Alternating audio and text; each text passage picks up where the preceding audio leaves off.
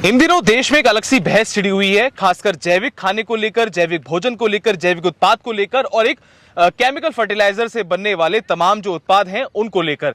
और एक और बहस छिड़ी है सब्जियों को लेकर। कहा जाता है बाजार में मिलने वाली हरी सब्जियां, खासकर लौकी, तोरई, कद्दू, करेला व अन्य जैसे अदरक, इनमें किसी प्रकार का केमिकल मिलाया जाता है, इसमें किसी प्रकार का रंग मिलाया जाता है जो हमारी सेहत के लिए बेहद हानिकारक है। लेकिन आज इसी की सच्चाई जानने के लिए हम आप पहुंचे हैं नोएडा के पास। ये जमीन पड़ती है खादर, और आप मेरे पीछे देखेंगे, मेरे साइड में देखेंगे, सीधे हाथ पे दिखाना चाहूं, तमाम जो बड़ी इमारतें यहां पर हैं और उसके साइड में ये तमाम जो किसान हैं जमीन लीज पर लेकर आसपास के लोगों के लिए अनाज उगाते हैं, सब्जियां उगाते हैं। आज हमारे साथ एक किसान भाई मौजूद हैं जो अपने खेत से सब्जियां तोड़ रहे हैं।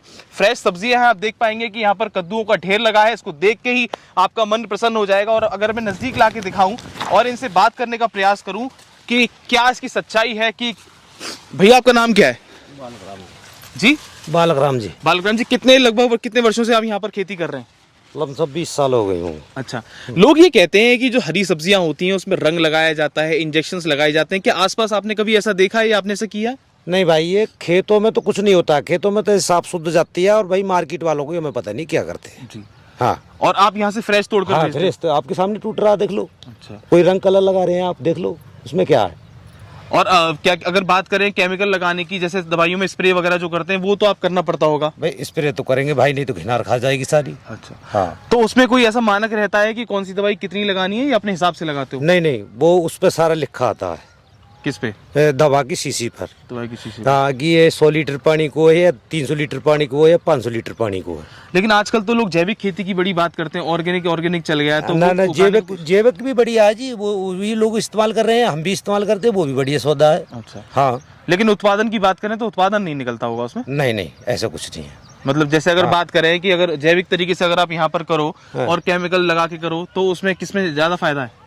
देखो जी, फायदा तो जैविक से भी पूरा मिलता है, जैविक से भी पूरा मिल जाता है। और मिलता केमिकल से क्या है, केमिकल तो अब जी दवाइयों में थोड़ा बहुत तो आ ही रहा है जी। अच्छा, हाँ जी, बिना केमिकल के तो मतलब कोई दवा नहीं बन पाएगी। इसके नुकसान क्या क्या है आपको पता है कुछ? इस बात में जानकारी नहीं है। नहीं, जैसे दवाइयों में जो स्प्रे वगैरह लगाया जाता है उसमें देखो नुकसान की हमें पता नहीं भैया। हमें तो इतना लाभ मिलता है, जैसे हम दवा लगा दी, घिनार उनार खत्म हो गई, खेत हमारा साफ हो गया। अच्छा, अब नुकसान की हम नहीं कह सकते क्या नुकसान देती है, क्या करती है। नहीं, मेरा कहने का मतलब ये, जैसे स्प्रे वाली दवाई से लगी हुई ये खेती अलग हो गई। ठीक है, आप गांव देहात से आते हो, आपने देखा होगा पहले बिटोरे पे कद्दू चढ़ जाता था, लौकी चढ़ जाता, उसका स्वाद उसके साथ में अलग लगता है कि नहीं लगता आपको? तो देखो जी, वो मतलब अलग रहेगा ही, उसमें कोई केमिकल नहीं जा रहा है।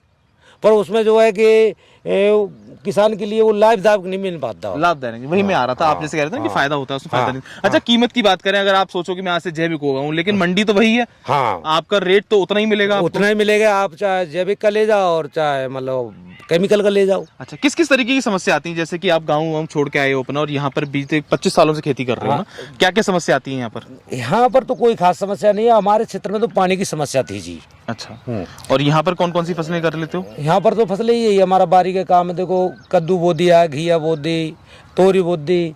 अब आने वाले सीजन में मतलब गोभी बोएंगे। और ऐसी मतलब जो है जिस समय के हिसाब से ही बोई जाती है फसल। अच्छा, लोग आजकल ये कह रहे हैं कि दिल्ली के आसपास तमाम जो यमुना किनारे खेती हो रही है उसमें गंदा पानी लग रहा है, लेकिन यहाँ की अगर मैं बात करूँ तो यहाँ पे किस तरीके का पानी लग रहा है? यहाँ नाले का पानी लग रहा है कैसा? नहीं, यहाँ कोई गंदा पानी नहीं लग रहा है। वो ट्यूबवेल लग रहा है। अच्छा, यहाँ लग रहा है, उसको पानी लग रहा है, बोर भी आपकी नजर के सामने। यहाँ गंदा पानी नहीं लगता जी।